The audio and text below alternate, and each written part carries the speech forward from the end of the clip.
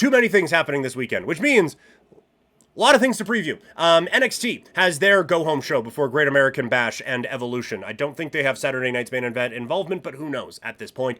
Let's get into what we are expecting from NXT as they go into their go-home show before the Great American Bash.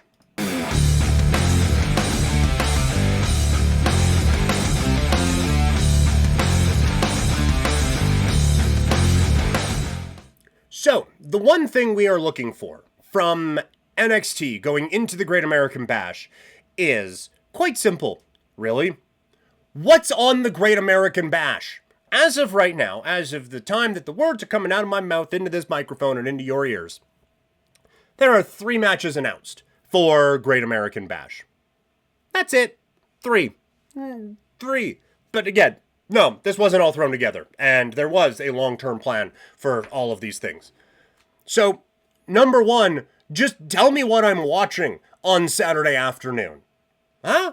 Thanks. Appreciate it. I think one of the big things that we are going to be looking for is what is in store, I think, for Inamura and Obafemi ahead of the title clash. They have had a pretty good kind of setup and a pretty good, like, okay, Inamura has a couple good wins. He pinned Trick Williams, wins a number 1 contenders match. All right, I've said Inamura, there feels like there's something there, but he's not quite at that main event level just yet, which is a lot of guys on NXT right now. So can we get to a point where we are considering Inamura a real threat for Obafemi's title, or is one of the 3 matches going into this show going to be remarkably predictable?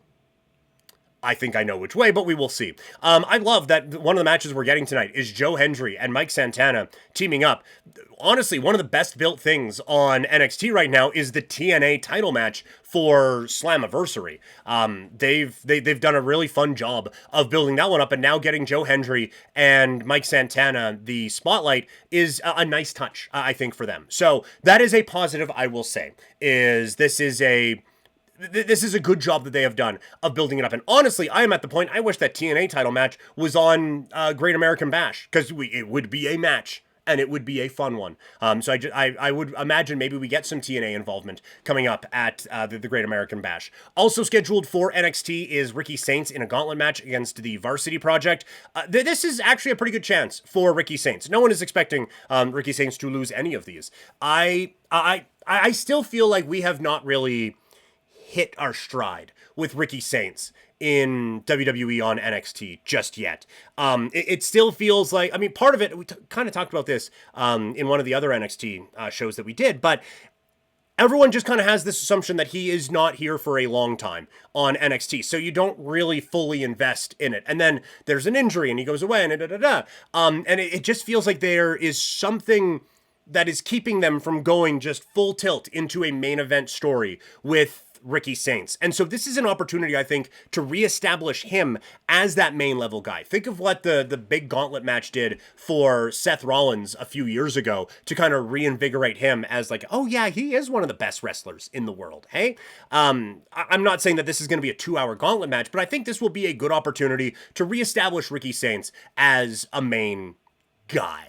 So we will see. But like I said, I want there to be any kind of a direction that shows me that anything from this weekend is actually being thought of at all, instead of just oh, and by the way, we are doing this, and then we are going to do whatever we do SummerSlam weekend, whatever.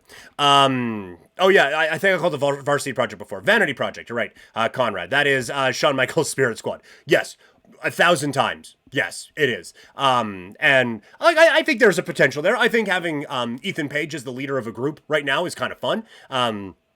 So yeah, I think there's something with that, but maybe I think Spirit Squad still wins, but you know, that's still a weird time. And I still like that. It felt like, what was that dude's name? Kenny.